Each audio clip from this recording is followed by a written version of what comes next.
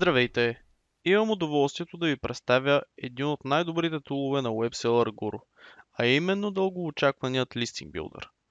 Като за начало ще ви покажа как да стигнете до Listing Builder, а последствие ще ви покажа и как да направите своят първи листинг, като минеме през процеса на настройване и конфигуриране на самият билдър. Нека да започнем. Като влезете в WebSeller Guru сайтът, в подраздел eBay Tools ще намерите Listing Builder. За тези от вас, които не е активиран, трябва първо да заплатите своята абонаментна такса и след това вече ще ви бъдат активни и самите бонуси на Listing Builder. Като отидем в подраздел Listing Builder, вече виждаме основното меню на самия тул. Имаме New Listing, съответно от тук се започва и прави самият листинг, който сте си набелязали. New Template, New Profile, Manage Profile, Manage Templates и Forbidden Words. Каква е идеята на всички тези табове? В Manage Templates може да създадете ваш custom template, който да използвате за създаването на новите листинги.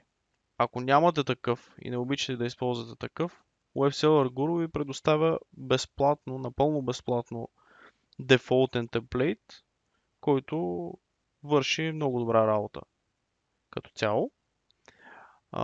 Идеята на профилите, за да може да се оптимизира целият процес и да има смисъл от този билдър, освен само да ви бъдат качени снимките и са уразмерени 1500 по 1500, може да се зададете за всеки един подраздел съответно shipping, return, payment и така нататък. Всичко това може да ви бъде зададено като профили, които да използвате за бързото креатване на листинга.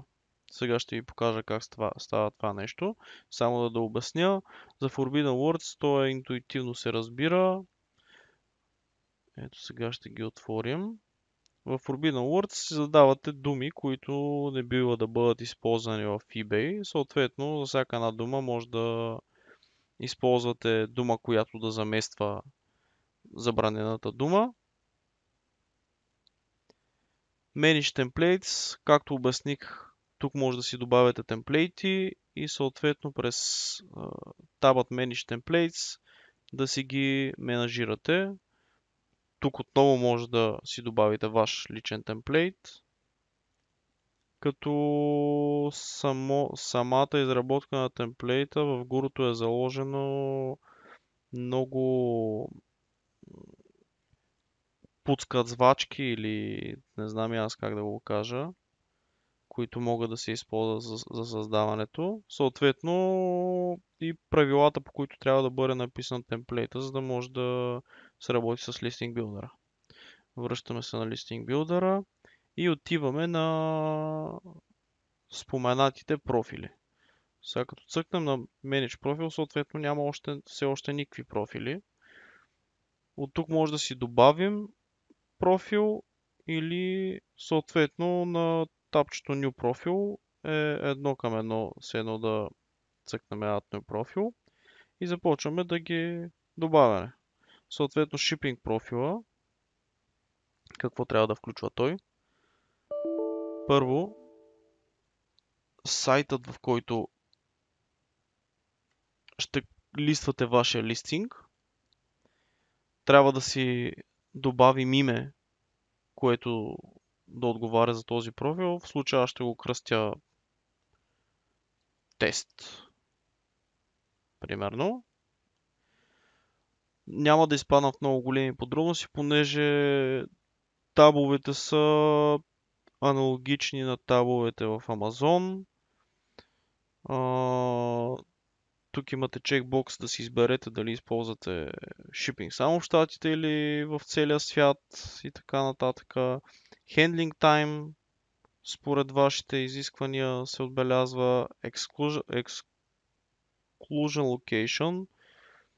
Съответно може да си изберете само тези локейшени, които не шипвате, или да изберете всички. Аз лично използвам всички. Избирам всички. Трябва да изберете shipping сервиса, който използвате. Standard shipping. Съответно някакъв кост. Ще го копирам или free shipping.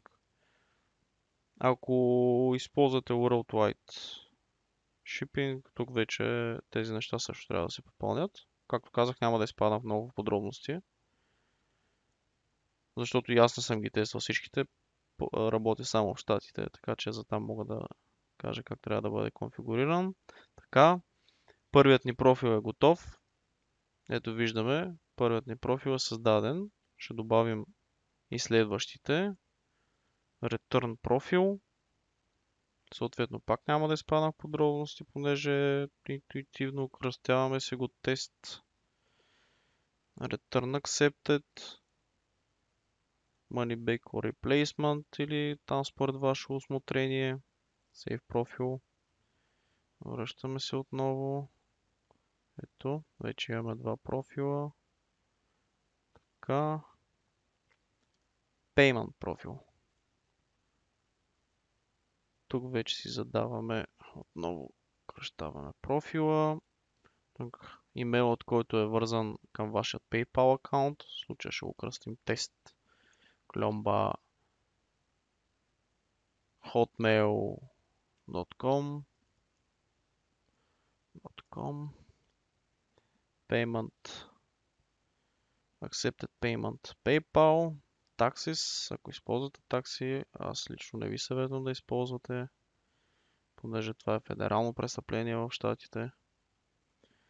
И тук вече формулата, по която се изчислява вашия профит, съответно PayPal такси, вашия профит в проценти, други такси, които се добавят. Ако използвате гурото, калкулатора е абсолютно същия, какъвто е и в продуктите, които вече са ви линкнати, така че може да заимствате процентите от там.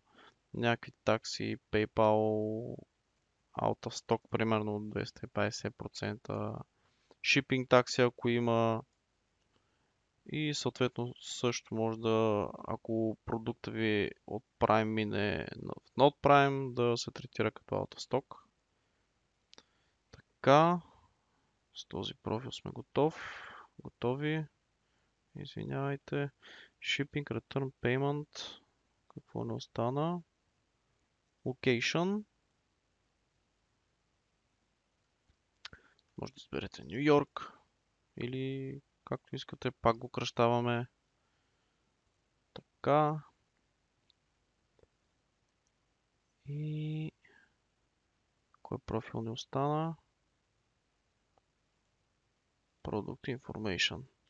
Този профил не е достатъчно развит все още, понеже мислим логиката по какъв начин точно трябва да стане.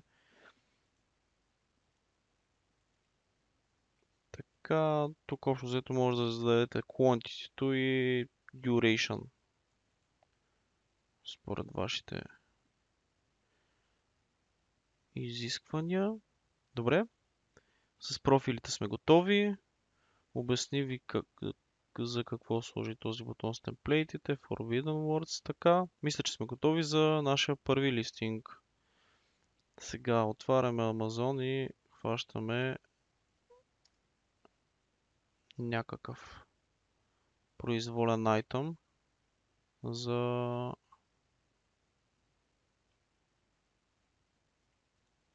за тестване. Примерно така. Ето, взимаме си асина или целият URL. Отиваме на New Listing. Пействаме си асинчето. Съответно, преди това сме избрали от кой стор трябва да се вземе този асин. В случая Amazon.com. Къде ще го публикуваме? Ето виждате, може да изберете във всеки един eBay да бъде публикуван. Но нали логично е да бъде публикуван в ebay.com. Тук от този чекбокс, ако имате повече от един акаунт, може да изберете кой eBay акаунт искате да използвате, темплейта, който искате да бъде използван и сме готови. Даваме шанс на билдъра да си калекне информацията.